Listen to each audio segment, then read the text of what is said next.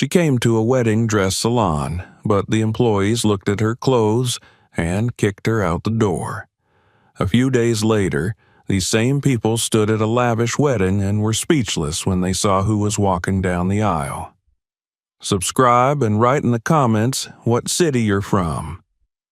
The rain had passed just an hour before, leaving the sidewalks of Manhattan slick with soft reflections and a faint, earthy scent. The city pulsed with its usual rhythm, horns in the distance, the rush of footsteps, the metallic swoosh of passing cabs. Amid it all, a woman stood beneath a modest black umbrella, adjusting the strap of a cream-colored canvas tote on her shoulder as she looked up at the storefront before her. Maison Elise. The name shimmered in delicate gold script across the frosted glass doors, framed by ivory peonies and ornate brass handles. Behind the glass, the interior glowed like a promise. Silk gowns on velvet mannequins, crystal chandeliers dripping light like dew, soft piano music weaving through the air like a spell. It was a boutique synonymous with luxury, taste, and exclusivity, a sanctum for the chosen few. Celine James hesitated for only a breath, then stepped forward. Her linen dress, pressed but simple, clung slightly to her legs in the breeze. Her curls were neatly pinned, no elaborate style, just practicality. No diamond earrings, no makeup beyond a hint of lip balm. She looked less like a bride-to-be and more like someone dropping off a portfolio at a design firm. Yet her walk was steady, her back straight, her presence unshaken. Inside, the boutique was almost empty, save for 4 employees in sleek black dresses who turned in unison at the sound of the door's delicate chime. They stood behind a marble counter, clustered together like a flock, their manicured hands hovering over coffee cups and tablets. At their center was Amanda Royce, tall and trim, her platinum hair twisted into a tight bun that pulled her face into sharp angles. Her gaze flicked over Celine from head to toe, and something like amusement settled on her lips. "May I help you?" she asked, her tone teetering between politeness and condescension. Celine offered a small smile. "Yes, I have an appointment for a fitting, 11 o'clock. Celine James." She reached into her tote and produced her phone, displaying the confirmation email with the Maison Elise letterhead and booking details. Her voice was calm, her fingers steady. Amanda barely glanced at the screen before lifting her eyes back to Celine's face. "There must be a mistake," she said, her voice a sugary blade. "Our gowns begin at $15,000. This is a private atelier. We don't accept walk-ins." "I'm not a walk-in," Celine replied evenly. "This was scheduled weeks ago. It's a custom order." From behind Amanda, a younger assistant, Courtney, suppressed a laugh, the corner of her phone peeking from her palm. "You're here for a fitting?" she whispered, loud enough for everyone to hear. "Like, actually trying on the gowns?" Celine did not respond. She simply kept her gaze on Amanda, not blinking. Amanda sighed. "I'm sorry, but I don't see your name on our client list." Selena extended the phone a little closer. "Would you mind double-checking?" Behind the counter, one of the others, Caroline, sharp-chinned and always seeking Amanda's approval, began tapping on the salon's scheduling tablet. Her eyes scanned the screen, then paused. She whispered something, and Amanda leaned closer to look. "She's listed under initials," Caroline murmured. "SJ, custom order, deposit confirmed." Amanda's lips tightened. "Must be an error." She stepped away from the counter and began walking toward the racks of gowns, her heels tapping sharply against the marble floor. "I don't believe we've ever had a client come in." She paused, eyeing Celine's linen dress. "Quite like this. Are you sure you're in the right place?" Celine didn't flinch. I believe I am. Courtney was already filming. Her phone, half concealed, captured everything: the dismissive glances, the laughter, the cold silences. She whispered into the microphone, "You guys, this woman just walked into Maison Elise acting like she belongs. Watch this." The live stream chat flooded with emojis, GIFs, comments flashing faster than they could be read. Amanda returned. "Regardless of what the system says, I don't recall ever seeing your design in progress, and it's highly unusual to allow fittings for unvetted clients." Celine's voice never wavered. "I approved the sketches directly with Elise Moreau. She handled the consultation personally." This time the laughter was audible. Caroline covered her mouth with manicured fingers. "Elise hasn't taken private consultations in over a year," Amanda said. "She's in Paris." Celine nodded slowly, her hazel eyes still steady. "Then perhaps you could contact her." Courtney turned her phone directly toward Celine now, no longer hiding the stream. "Do you mind telling our viewers how you got in here?" she said sweetly. "You're not an intern, or—" That was when it happened. A glass of rosé, set precariously on a tray behind the counter, accidentally tipped as Amanda turned. The pink liquid cascaded through the air and splashed across Celine's front, darkening the beige fabric, soaking into the linen like a spreading wound. "Oh!" Amanda gasped with exaggerated horror. "I'm so sorry. Let me get you a towel." There was no towel. No one moved. Celine looked down at her dress. Her expression didn't change. She took a deep breath, glanced at the rose-colored stain, then looked back at Amanda. "I'd like to speak to the manager," she said softly. Amanda smiled brightly. "Darling, I am the manager." Behind her, the staff laughed again. Courtney's phone screen caught every second. Celine nodded once, adjusted the strap on her tote, and walked toward the door without another word. As she reached the exit, Amanda called after her, "Try Macy's next time." The boutique door whispered shut behind her. The video hit 2 million views within the first 12 hours.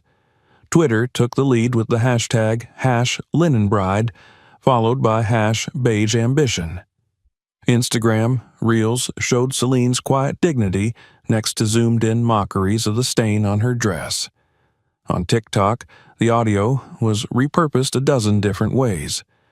Amanda's final jab turned into a remix track.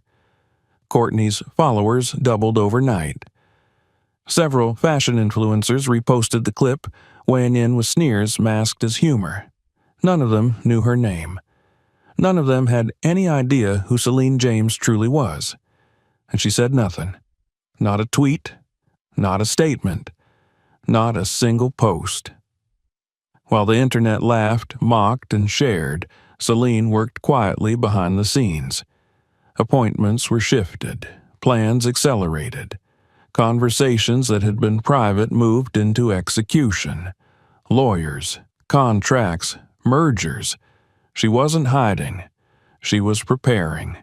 Because in 7 days, every single one of them would be in the same room again. Only this time, she wouldn't be the woman in the doorway. She would be the one at the altar. And the dress they refused to let her touch? She would wear it as their new boss. The video of Celine James being soaked in rosé at Maison Elise exploded across social media with a force that no one, not even its creators, fully anticipated. What had begun as a short, shaky live stream captured by a junior stylist with a taste for attention spiraled into a viral moment within hours. It was reposted, stitched, memed, parodied, and critiqued. By evening, #LinenBride trended globally. The image of a composed, dark-skinned woman in a soaked beige dress standing silent among grinning white salon staff became fodder for every flavor of commentary: mocking, sympathetic, outraged, or obliviously cruel. The original poster, Courtney, basked in the glow of a sudden internet fame. Her Instagram following tripled in 2 days. Brands reached out offering partnerships. In interviews, she downplayed the incident as a funny misunderstanding and leaned into the story that Celine had probably snuck in. The language used in these digital arenas was coded but clear. They called her delusional, said she had main character syndrome, that she was trying to live a fantasy life. The word pretendin' appeared often, always underlined with something unspoken but understood. In group chats between the boutique staff and their influencer friends, the tone was celebratory. They sent each other laughing emojis, discussed the increase in views, and congratulated Amanda for her graceful way of handling the situation. No one admitted to knowing exactly who Celine was, but it didn't matter. To them, she was just a blip, a footnote in their growing social currency. Celine, for her part, remained publicly silent. No statements, no interviews, no retaliation. She did not respond to DMs, even the ones that trickled in from anonymous accounts trying to provoke her. This silence became part of the fascination. Why isn't she saying anything? Commentators asked. If it were me, I'd be suing them. The quiet, unnerved people. The world had grown used to instant reactions, to digital battles fought with words and screens. But Celine was a different kind of storm. In her Brooklyn studio apartment, with its sunlit windows and polished concrete floors, she moved through each day deliberately. She spoke on the phone in low tones, met with lawyers in sleek conference rooms, signed documents without ceremony. She pulled designs from drawers, fabric samples from racks. In the privacy of her world, Celine was not the woman the world had mocked. She was building something, and every share, every cruel comment, every viral post was fuel. The only people who saw her in these days were a small, trusted circle. Her assistant Mariah, a sharp-eyed woman with a photographic memory. Her attorney, a quiet powerhouse named Esther with a permanent calm. And of course, Carter. He came and went with little fanfare, his presence more grounded than protective. He didn't ask her to explain what she planned, and she didn't volunteer. He knew her silences were more articulate than most speeches. One afternoon, as she sat at her desk sketching a neckline variation for a gown, Carter leaned against the frame of the window, watching her. Outside, the city buzzed, oblivious. "You sure you want to go through with this?" he asked. She looked up, her pencil pausing mid-stroke. "I'm not doing this to prove a point," she said. "I'm doing this to build a new standard." He nodded once. That was enough. Meanwhile, preparations for what the press was calling the wedding of the decade accelerated in secret. The venue was a private estate in upstate New York, a converted chateau surrounded by vineyards and lavender fields. The guest list was ruthlessly curated. Royalty, media tycoons, fashion moguls, politicians, and tech giants. Security was tighter than at any previous event Carter's company had hosted. The identity of the bride remained a closely guarded mystery. Only those directly involved in planning knew the truth. The majority believed the bride to be a foreign royal, or perhaps an heiress from the West Coast. Several bloggers speculated that it was a model hiding from the paparazzi. One suggested the wedding was a corporate stunt to launch a new luxury brand. The speculation only amplified the event's allure. Among the invitees were the staff of Maison Elise and a select group of fashion influencers, those whose reach had driven the viral spread of Celine's humiliation. They received invitations sealed in white wax delivered by hand. The envelopes bore no names, only the initials of the event's monogram and the words "Private Ceremony." Amanda Royce was among them. She opened hers in the break room of the boutique, her fingers trembling slightly. She assumed, with absolute confidence, that her performance at the salon had earned her recognition. She told the staff that this was proof they were doing something right. Caroline nodded in agreement. Courtney, now adorned in borrowed designer looks from new brand sponsors, posted a boomerang of her invitation with the caption, "Looks like I'll be seeing the bride after all." None of them questioned why, exactly, they had been invited. The week passed quickly. The internet shifted its attention to new trends, new scandals. But for Celine, every day brought her closer to a reckoning. Not one of anger or vengeance, but of order. She had no interest in watching people squirm. She wanted them to look inward and see who they had become. If that required discomfort, so be it. The morning of the wedding dawned cool and clear. Mist clung to the hills, retreating slowly as the sun climbed higher. At Chateau Valmont, staff moved in quiet synchrony. Long tables were set under sweeping canopies. Orchids floated in crystal bowls. A string quartet rehearsed near the rose garden. Security stood at attention in discreet dark suits, their eyes always moving. Guests arrived by private jet, luxury car, and in some cases, helicopter. The air buzzed with elegance and competition. Designers nodded curtly to one another, editors exchanged air kisses, influencers jockeyed for lighting angles for the perfect backdrop of vines or marble columns. Amanda, Caroline, Courtney, and the others arrived together in a chartered SUV. Each wore a gown borrowed through a PR agency partnership. Amanda chose a sleek navy number with a plunging back. Courtney wore glittering gold, documenting every moment on her live stream. As they entered the grand courtyard, they murmured about who the bride might be. "Whoever she is," Courtney said, "she better be iconic." They laughed. They sipped champagne. They didn't see Celine arrive. She came alone, dressed in muted linen once again. No entourage, no jewels. Her skin glowed in the morning light, and her eyes scanned the crowd calmly, without expectation or fear. Her presence sent a ripple through the air, though few immediately noticed. Those who did stared, squinted, nudged their neighbors. Courtney gasped aloud, nearly spilling her drink. "Is that her?" Amanda hissed. "It can't be. She wouldn't dare." But she had.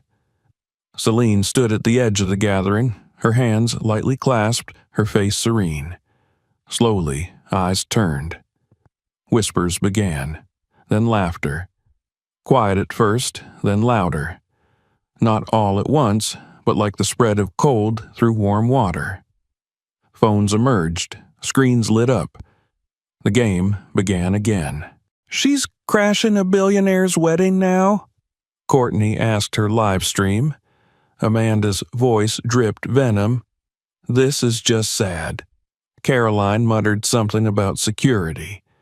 A young influencer named Zara, clad in lavender chiffon, twirled toward Celine and said to no one in particular, "I guess thrift shops are stepping up their wedding wear." The joke landed. More laughter. A pink macaron struck the hem of Celine's dress. The cameras caught everything. Still, she did not flinch, not when the wine was tossed at her feet, not when a voice from the crowd shouted, "Back to Brooklyn, darling." Not when Courtney, emboldened by her previous fame, started another livestream titled "Beige Girl Crashes Part 2. Celine turned towards the source of the laughter, her gaze steady. She opened her mouth, not to argue, not to shout, but to speak the simplest truth. "I'm invited." The words were soft but audible. The quartet faltered mid-note. Amanda barked a dry laugh. "Of course you are." Courtney stepped closer, phone raised. "Mind telling us who exactly invited you?" Celine turned her face toward the nearest security guard. "Ask Carter H." The name was spoken like punctuation. Full stop. A pause fell across the courtyard. Realization rippled faster than disbelief could catch up. Then everything shifted. The music ceased entirely. The air thickened. The bride, it seemed, had already arrived. Silence clung to the courtyard like fog after the storm. The music had stopped. Conversations dissolved mid-sentence. 1,000 eyes turned toward the woman standing near the marble fountain, her hands loosely folded in front of her, her beige linen dress still faintly stained with the pink splash of rose. The scent of orchids and fresh-cut grass hung in the air, but no one breathed. For a moment, time forgot to move. Then someone near the catering tent scoffed, and the tension snapped like a brittle thread. The crowd surged forward, not physically, but with the force of collective disbelief. Phones rose like a forest of limbs. Laughter returned, quieter now, tinged with uncertainty. "She's bluffing," someone said, voice shrill. "She's doing this for attention." Amanda Royce was the first to step toward the woman they still refused to believe could belong. Her navy gown shimmered under the sun, her heels clicking across the flagstones with theatrical poise. She didn't look at Celine so much as she looked around her, ensuring her audience was watching. "You can't possibly think this is going to work twice," she said loudly, her voice high with condescension. "This isn't a salon, and you don't get to hide behind your phone here." Celine's eyes met hers, calm, steady, unreadable. "I was invited," she repeated. Amanda smiled coldly. "Then where's your +1, darling?" Before anyone could answer, a tall figure emerged from the ivy-wrapped archway at the far end of the courtyard. Dressed in an impeccably tailored charcoal suit, Carter H. Haywood cut through the garden like a blade.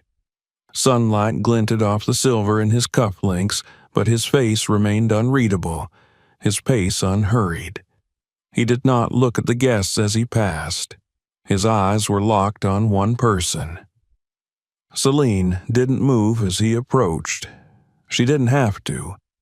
When he reached her, he took her hand without ceremony, threading his fingers through hers like it was the most natural act in the world.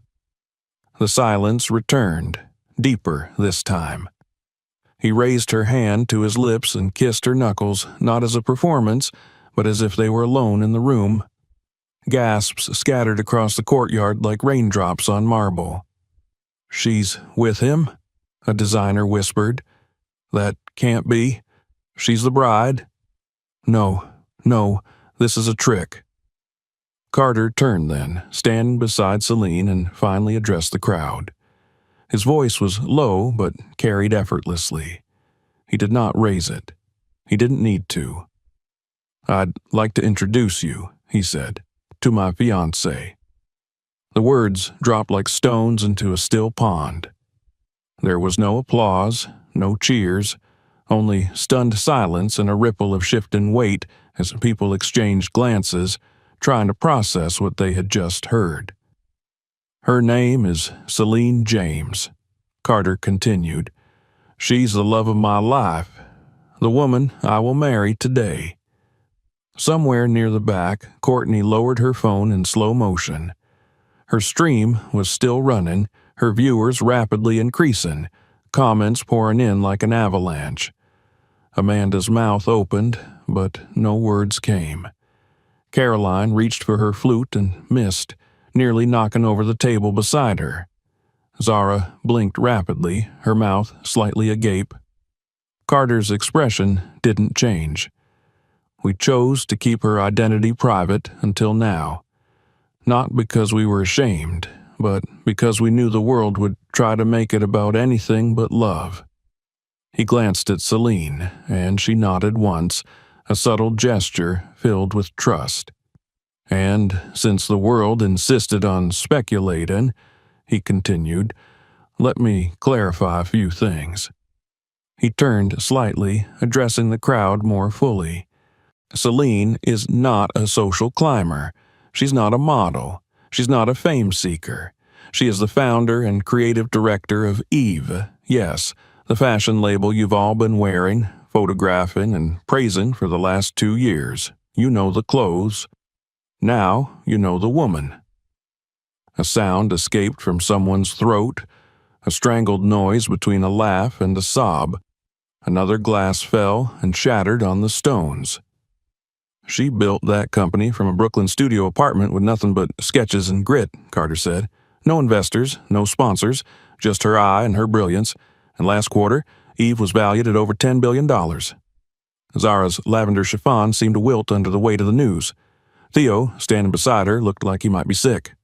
And as of yesterday," Carter added, "Salon is also the majority shareholder of Maison Elise." This time, the silence cracked audibly. Amanda staggered back half a step. "She acquired controlling interest in your boutique," Carter went on. "Quietly, thoroughly, and permanently." The crowd broke, splintering into whispers, gasps, the rustle of disbelief. The influencers glanced at each other, suddenly unsure of their own worth. Someone whispered, "No wonder they didn't recognize her. She owns them." Celine had not yet spoken. She stood beside Carter, dignified, unmoving, her gaze sweeping across the crowd not in anger, but in quiet judgment. Carter turned again. "There are some here who humiliated her, publicly and privately, who live-streamed her pain, mocked her for the color of her skin, the simplicity of her dress, and the dignity of her silence. You judged her by her outfit, not by her soul. And now you have to live with that." He nodded towards the tall woman near the edge of the courtyard. Elena Ruiz, Celine's chief of staff, stepped forward in a gray suit with a tablet in her hands. Her heels were silent, but her presence was not. "Elena," Carter said, "name them." Elena read without flinching. "Amanda Royce, Caroline Dunst, Courtney Blake, for orchestrating and broadcasting Miss James's mistreatment at Maison Elise. Zara Kane, Theo Voss, for amplifying it, for profiting from her pain. You're formally dismissed from all brand collaborations and barred from any future partnership with Eve or its subsidiaries." Security emerged, discreet but firm. Amanda shrieked. Caroline turned pale. Courtney began to cry, whispering, "I didn't know," over and over again as one of the guards gently took her elbow. Phones filmed as they were led away. Amanda's navy gown caught on a low table and tore at the hem. Zara's lavender sash unraveled. Theo's face drained of color. It wasn't dramatic. It was surgical, quiet, controlled, the exact opposite of the chaos they had created. Outside the gates, reporters swarmed, flashbulbs popped, headlines were already being written. Maison Elise manager ousted by secret bride. Viral mockery turns into corporate justice. Black woman at center of internet controversy marries billionaire in stunning turn. Back inside, Carter turned back to Celine, the worst behind them. "They know now," he said softly. She nodded.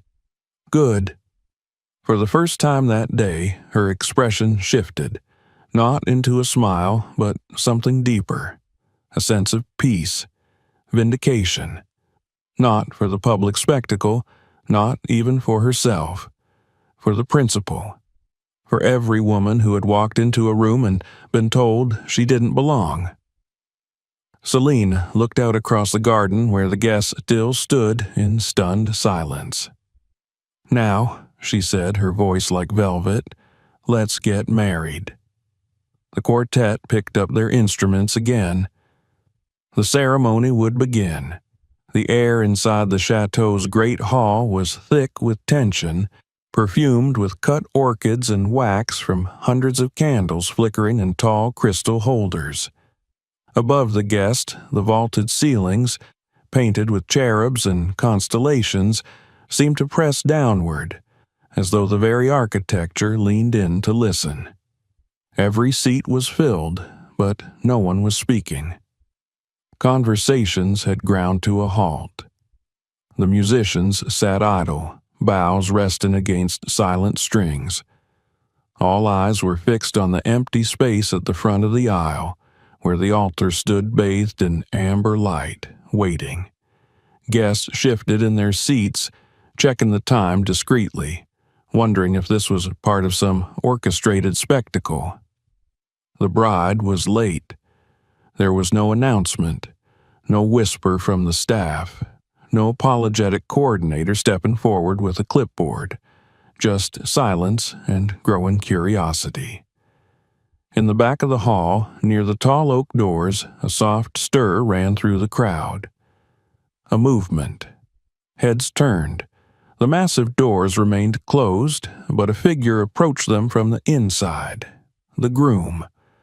Carter Haywood stepped into view like a tide rolling in, slow and certain.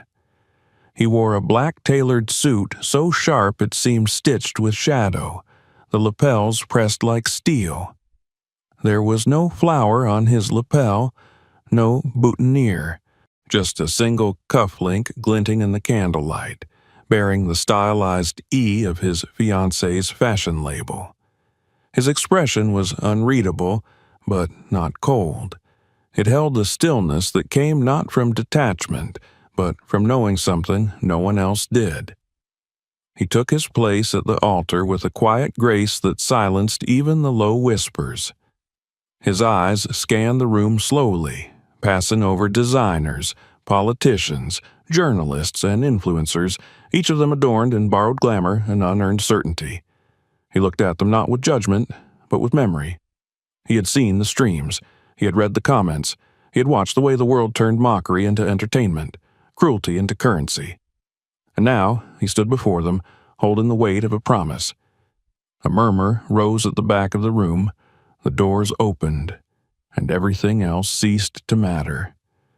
Celine James stepped into the hall, not as the woman they had humiliated, not as the viral subject of laughter, but as a vision of power wrapped in silk and diamonds.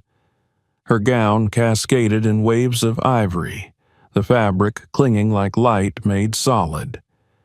Embroidered with delicate threads of platinum and stitched with diamonds along the bodice, it shimmered with each step. Her train followed like a river of moonlight, gliding behind her with soundless command. Her hair was swept up in a simple twist, elegant and strong, held by a single diamond clip that caught the candlelight like a star. No veil covered her face. She had nothing to hide. Her skin, radiant under the golden glow, bore no trace of shame. Her eyes, hazel, direct, unflinching, met every stare and returned it with silence. She walked alone, without a father or an escort, without a handler or stylist fussing at her side. Her steps were measured, calm, grounded. She walked not like someone who had something to prove, but like someone who had already proven it and simply chose not to explain. A gasp rippled across the room. Amanda Royce, now seated toward the middle, turned pale. Caroline's hands trembled as she clutched the armrest of her chair. Courtney, in the far corner, raised her phone again, but hesitated before hitting record. Zara's mouth fell open, and Theo gripped the back of the pew in front of him as though bracing against a wave. The guests who had mocked her, the same ones who had tossed macarons and insulted her flats, now stared in stunned silence. The woman they had thought beneath them now stood above them all, not because of who she married, but because of who she had always been. At the altar, Carter's eyes did not leave hers. As she reached him, he extended his hand. She placed hers in it without hesitation. Their fingers intertwined like roots rejoining beneath the surface. A quiet settled over the room, not silence born of shock, but reverence. The weight of recognition had finally arrived. The officiant, a silver-haired Frenchman in crisp white vestments, stepped forward. His accent curled around his words like ivy as he began the ceremony. But no one truly listened to the scripted lines. All attention was on the two figures standing together, their connection so palpable it bent the air around them. When it came time for vows, Carter turned first. "I've built empires," he said, his voice steady, "but nothing as meaningful as this." He looked at her, not through her. "You have held your silence while others shouted. You have shown grace when others clawed. You have never needed me to protect you, but I will. Always." His voice dropped slightly. "Today, I vow not to make you stronger. I vow to stand beside your strength." There was no applause, only a collective breath drawn and held. Then Celine spoke. Her voice was velvet and iron, low and unwavering. "I have known power that shouts and power that whispers. I've seen both fall." She paused, eyes moving slowly across the sea of faces. "But love," she continued, "love doesn't seek applause. It doesn't need permission. It just is. Like truth, like water, like fire. I vow to walk with you in both light and shadow, without pretense, without shame." A few guests blinked back tears. Others stared, unwilling to meet her gaze. The officiant gave them the nod. "You may kiss." They did, not performatively, not for the cameras. A kiss like a seal, a pact between equals. Music resumed, soft, orchestral, reverent. The guests stood, some applauding, others too stunned to move. The aisle cleared for their exit, and Celine walked out with Carter at her side, the train of her gown floating like justice behind her. Outside, the reception awaited. Lanterns swayed from archways, casting golden pools of light. Long tables were set with silverware and glass. Beneath the stars, the party began in hesitant waves. People whispered. Some tried to resume the old rhythm of influence and networking, but the tone had shifted. The queen had arrived, and she had changed the room. Toward the edge of the garden, Elena Ruiz reviewed the final legal documents one last time on her tablet. With the merger complete and the staff formally dismissed, Maison Elise would be folded into the new vision Celine had been planning all along. "Done," Elena said softly, handing the tablet to an aide. "Effective immediately." In the center of the garden, Carter and Celine shared their first dance. A hush fell over the guests again as they moved in slow circles, the train of her dress glowing in the light, his hand steady at the small of her back. It was a moment suspended, no longer about fashion or status or spectacle. It was about presence, about dignity, about quiet, unshakable triumph. And as the music swelled, the guests watched with a kind of reverence not born of celebrity, but of awe. Because they all knew, whether they admitted it or not, that they had just witnessed the rewriting of the rules. And she had done it without ever raising her voice. As twilight deepened over Chateau Valmont, the celebration unfolded like a dream painted in gold and lavender. The garden glowed beneath floating lanterns strung between the cypress trees, and the guests moved carefully now, their steps lighter, their laughter thinner, as if uncertain whether joy was permitted after what had just passed. The dance floor filled slowly, with those bold or oblivious enough to pretend nothing had changed. Others lingered at the fringes, whispering, processing, glancing toward the newlyweds who had reshaped the air itself. At the far end of the lawn, a photographer snapped quiet photos of Carter and Celine, who stood just beneath the arch of an ancient olive tree, her fingers resting lightly in his, the folds of her gown spilling over the grass like a living sculpture. Neither of them posed. They didn't need to.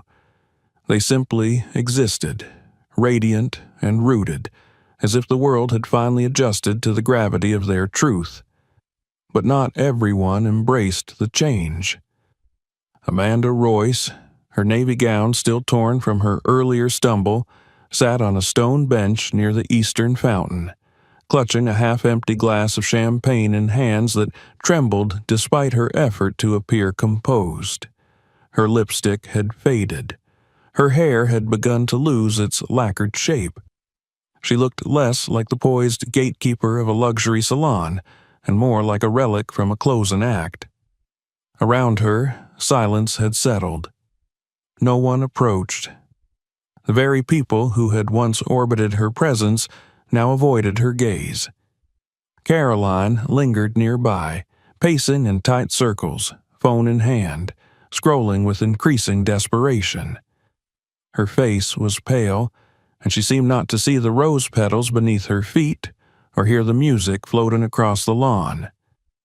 She was searching for a signal in the wreckage, some message from corporate, some email that would explain this away, undo what had been done.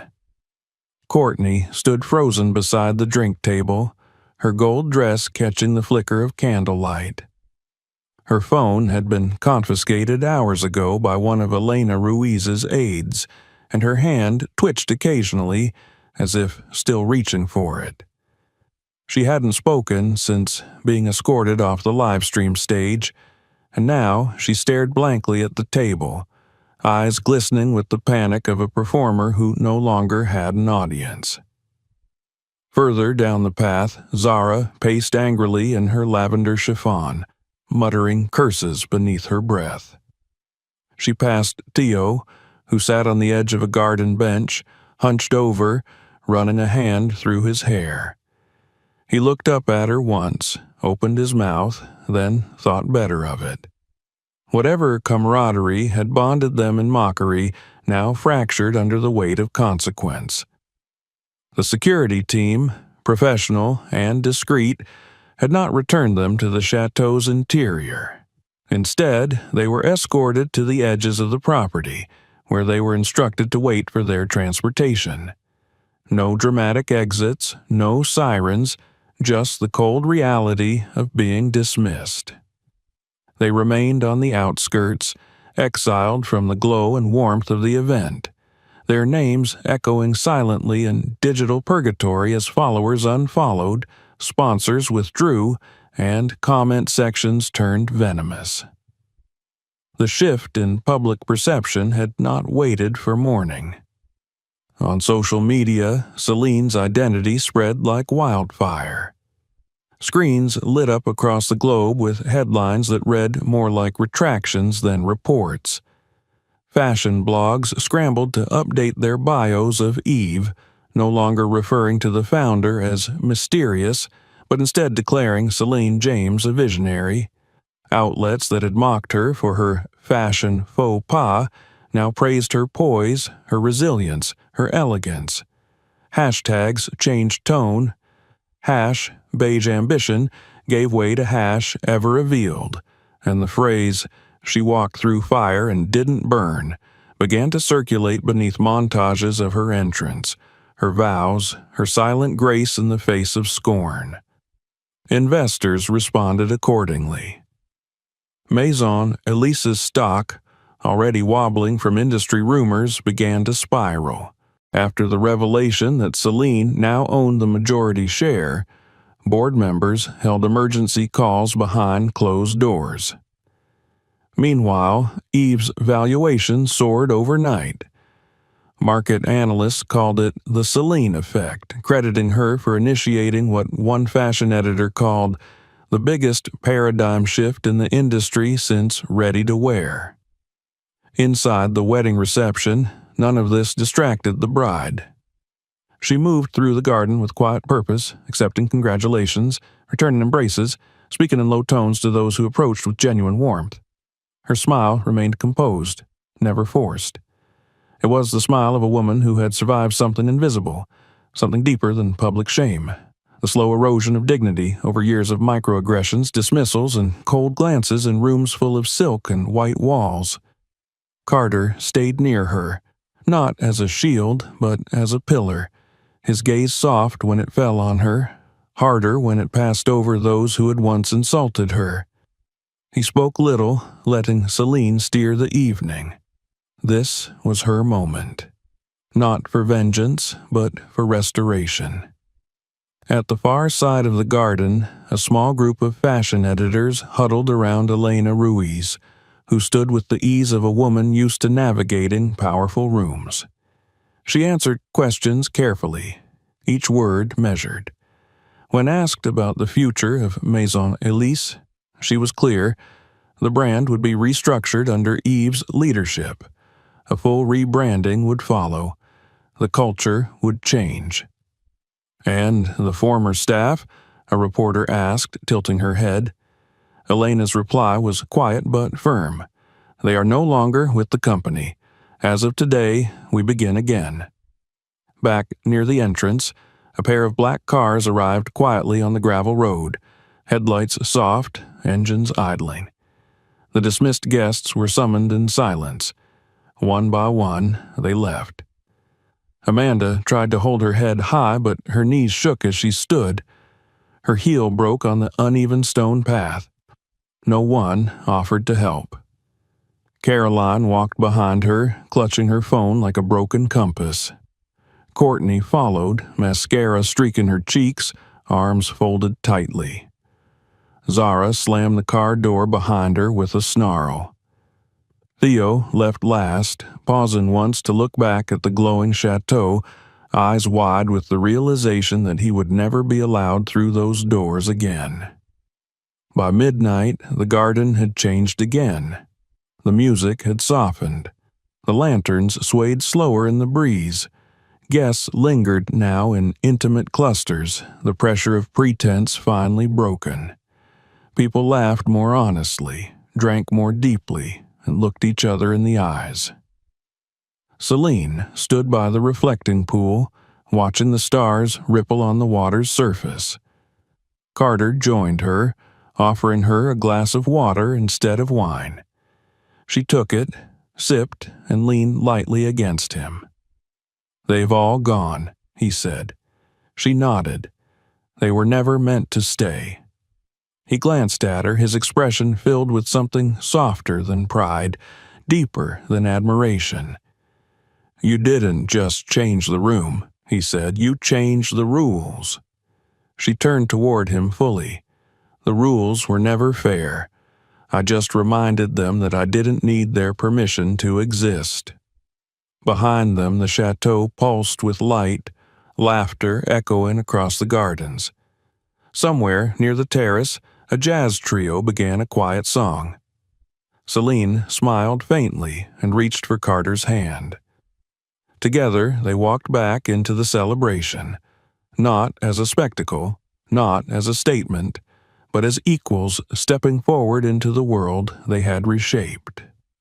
And, for the first time that night, the guests didn't just look, they saw. The celebration lasted long into the night, though the mood had changed in the way summer air shifts before a storm, charged with something invisible, pulsing with a sense of newness. The laughter was less forced now, the movements of the guests less rehearsed. Conversations turned from fashion trends and social capital to reflection, to quiet awe. Under the canopy of stars, amidst candlelit tables and the fragrance of night-blooming jasmine, a rare silence lived beneath the music. No one could quite name it, but everyone could feel it.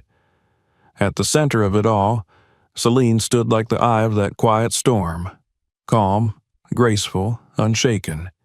Her gown, once the target of denial and dismissal, now shimmered in the lamplight like a second skin of triumph. No veil covered her head. She wore only that single diamond hairpin, catching the light like a reminder. Nothing about her needed hiding. A cluster of young women, many of them stylists, interns, and junior editors, watched her from the edge of the terrace. Some whispered among themselves, others simply stared. They had heard the rumors for years, speculated about the mysterious founder of Eve, admired the clean lines and audacious minimalism of the designs that had redefined what elegance could be. But none of them had imagined she would look like this, that the woman behind the billion-dollar label would be black, that she would walk with the restraint of someone who had endured far more than gossip. Near the reflecting pool, an editor from a major fashion publication approached her cautiously. She had once shared the viral video of the rose incident with a sarcastic caption. Now, her voice trembled with sincerity. "Your dress," she said. "It's the most beautiful thing I've ever seen." Celine inclined her head in quiet acknowledgement. "Thank you." "I didn't know," the woman started, then stopped. "I didn't know it was you." "You didn't care to know," Celine said gently. "That's what has to change." The editor opened her mouth again, but the words didn't come. She looked down, nodded once, and stepped back into the crowd. Later, when most of the guests had moved indoors for the candlelit dinner, Celine remained in the garden. A warm wind rustled the tall hedges. The fountain sang quietly. Beside her, Carter stood, his hand brushing hers in small, grounding movements. He didn't speak until she did. "I want to speak before dessert," she said. He didn't ask what she meant. He simply nodded. At the stroke of 10, the lights dimmed in the great hall, the low hum of conversation stilled. The strings faded to silence, and Celine stepped forward, alone, toward the center of the room. Her steps echoed off the marble. A hush fell like snow. No microphone was needed. When she began to speak, her voice was low but steady, and somehow it filled every corner of the room. "This evening has been many things," she said. "A wedding, a celebration, a reunion, and for some, a reckoning." She let the words settle, not with bitterness, but with clarity. "I never meant for my story to become public in this way. I did not ask to be filmed. I did not ask to be mocked. But I did ask for a dress. And in the process, I received something far more important. A reflection of how this industry sees women like me. Not just women of color, but women without obvious wealth, without polish, without a famous last name. Women who don't enter rooms dressed for acceptance because they were never taught to seek it." A few people in the room shifted in their seats, but no one looked away. "I was told I didn't belong because of my clothes, because of my voice, because I didn't arrive in the right armor. But what is fashion if not a mirror? And what does it say about us when the mirror only reflects the same face over and over again?" She paused, letting silence do its work. "I built Eve to answer that question, not with anger, but with intention. I wanted to design for the women no one designed for, the ones who weren't invited to the table, or worse, who didn't even know a table existed."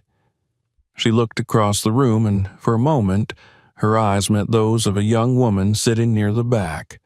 Dark skin, simple dress, hands folded tightly in her lap. She looked like she had not breathed in 10 minutes. "I do not want applause," Celine said. "I want change." The room held still. "I'm announcing the expansion of Eve. We are creating a bridal line, not for the elite, not for the curated few, but for every woman who dares to love herself enough to want beauty on her terms. Inclusive sizing, adaptive design, custom work that doesn't require a pedigree. A network of designers from across the globe, black, brown, indigenous, trans, disabled, who have never been given a platform. We will give them one, not as charity, but as collaboration." Murmurs swept through the room. Eyes widened, hands reached for phones, then hesitated. No one wanted to break the spell. "And as for Maison Elise," she continued, "its name will remain, for now.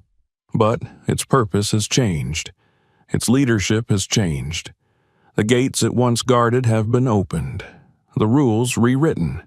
There will be no more auditions for belonging. No more tests in the fitting room. No more humiliation passed off as heritage. Someone began to clap. Another joined. Soon, the room was filled with the sound, not raucous or showy, but honest.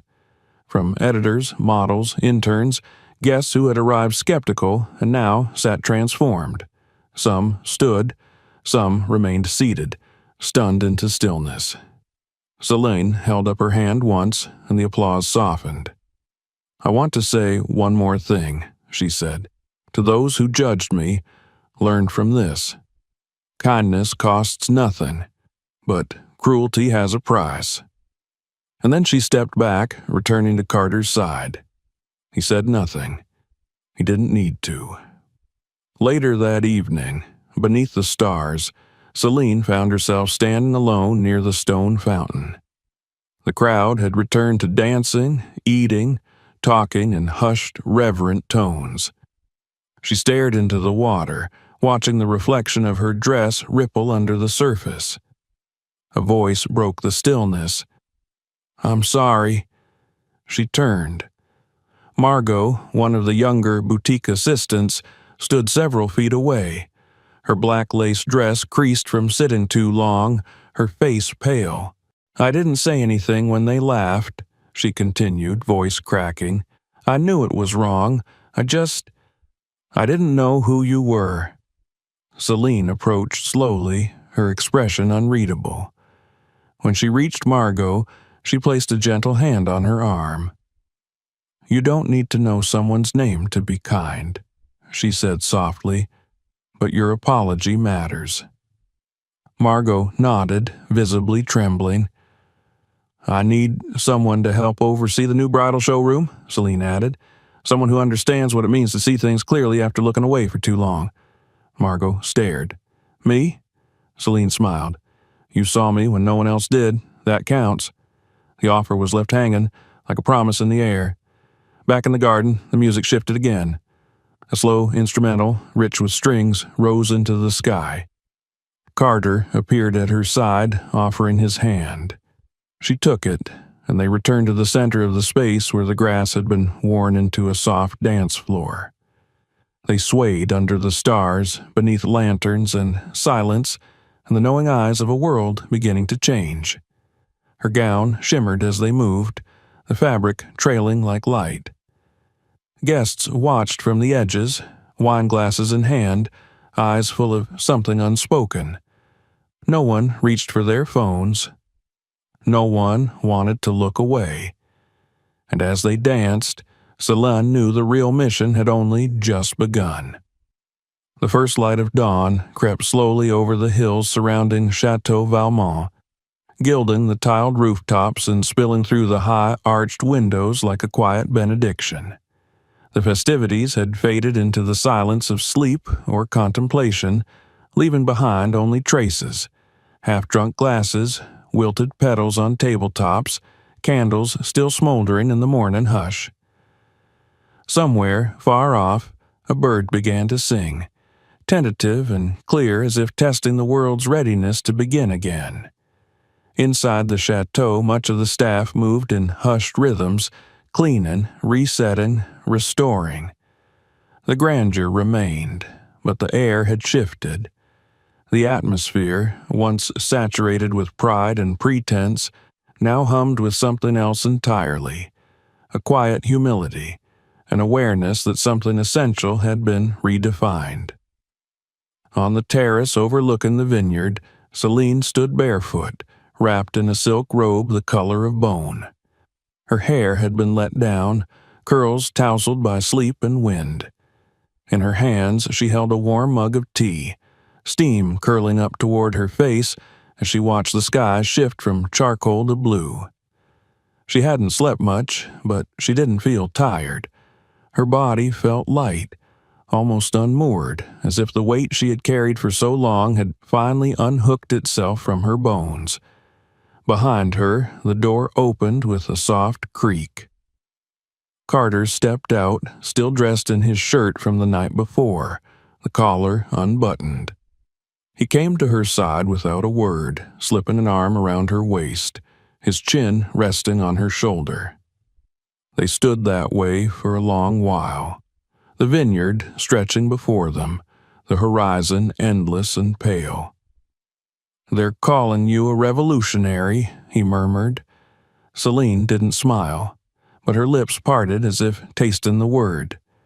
"Good," she said quietly. "Let's keep it that way." They remained there, side by side, the breeze catching the hem of her robe, the morning touching their skin like a blessing.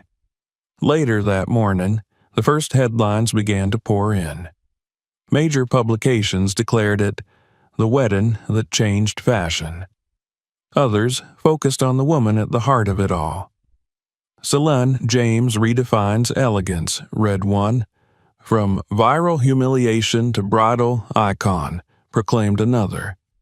Her speech from the night before was already being transcribed, reposted, dissected, translated. Clips of her walking alone down the aisle, her words about kindness and cruelty, the unflinching dignity with which she had stood at the altar, all of it spread like wildfire. But Salon remained still. She didn't chase the wave. She let it rise without her. Inside the chateau's reception hall, a few remaining guests gathered for breakfast. Among them were those who had once stayed silent, who had watched the mockery unfold and said nothing. Now they looked at Salon with something deeper than admiration, with respect. Not because she had won, but because she had made them confront their own reflections. Margot sat alone near the window, a plate of fruit untouched before her. Her eyes were rimmed red, but her posture had changed. The defeat was gone. What remained was resolve. When Salon entered, dressed simply in a cream dress and low sandals, Margot stood. "I've been thinking," she said, her voice rough but sure, "about what kind of place I want to help build." Celine met her gaze. "Then we'll build it together." It was a moment without ceremony, but more real than most contracts. Later, in the car that would take them back to New York, Celine sat quietly, watching the road unwind beneath the trees. Carter sat beside her, holding her hand. They didn't speak much. There was nothing that needed saying. The silence between them was full. Back in the city, things had already begun to move. The newly installed management team at Maison Elise began implementing sweeping changes, training programs on racial bias, inclusive hiring policies, transparent pricing models. The store was closed for a week of restructuring. When it reopened, the display windows no longer featured only white mannequins and skeletal poses of wealth. Now there were women of color, of different sizes, one with vitiligo, another with a prosthetic arm, all dressed in the new Eva Bridal line, pieces that whispered elegance instead of screaming exclusivity. The boutique's walls, once stark and sterile, had been softened with earthy tones, bookshelves lined with stories of designers from marginalized communities and photos of real brides, submitted from around the world. A sign hung above the reception desk in quiet gold letters, "Every woman is worthy." The city responded with reverence. Brides who had once dreamed of but never dared to enter walked through the doors with trembling fingers and tears in their eyes. They were welcomed with warmth, not judgment. Fittings were no longer performances. They became ceremonies of becoming. And, amidst it all, Salon remained the quiet center. She gave few interviews, released only one statement. "This is not a rebrand. It is a return to purpose." Brands that had once rejected her now scrambled to align themselves with her mission. Magazines that had once ignored Eve now placed it on their covers, but none of it changed her. She continued to ride the subway. She continued to wear linen. She continued to choose silence over spectacle, substance over noise. One afternoon, as she walked along the Brooklyn waterfront with Carter, hand in hand, they passed a mother and daughter standing near an ice cream truck. The girl, maybe 9 or 10, stared at Celine with wide eyes. She was dark-skinned, her hair in braids, wearing a T-shirt with a drawing of a crown and the word "bold" beneath it. She tugged at her mother's sleeve and whispered, "Mom, that's the lady from the dress." The woman turned. She looked at Celine, then back at her daughter, smiling gently. "Yes, baby," she said, "that's her." Celine knelt, meeting the girl's gaze. "What's your name?" she asked. "Amaya." "Well, Amaya," she said, "you look like someone who knows her worth." The girl beamed. "I want to make dresses too." Celine nodded. "Then you will." They stood and parted without fanfare, but the moment stayed with her, not because she had been recognized, but because the girl had seen herself in her. That was the mission. That was the revolution. Back at her studio, she met with her team in a circle of chairs by the wide windows. Mariah took notes as Celine outlined the next phase. Scholarships for fashion students from underserved communities, grants for small designers, global collaborations with artisans in villages from Ghana to rural Japan. "We're not just making dresses," she said. "We're making space." The team nodded, some with tears in their eyes. As night fell again over the city, Celine sat on the rooftop garden of their apartment building. Carter brought her tea, and they watched the lights blink to life below. "You're not done, are you?" he asked. She looked at him, then out at the city. "No," she said, "I'm just beginning." And above them, stars blinked into place one by one, like stitches in a fabric too vast to comprehend, sewn silently by the hands of those who dare to change the pattern. If you enjoyed this story, don't forget to subscribe for more. Watch the next video to discover another powerful journey. And share this video with someone who needs to hear it.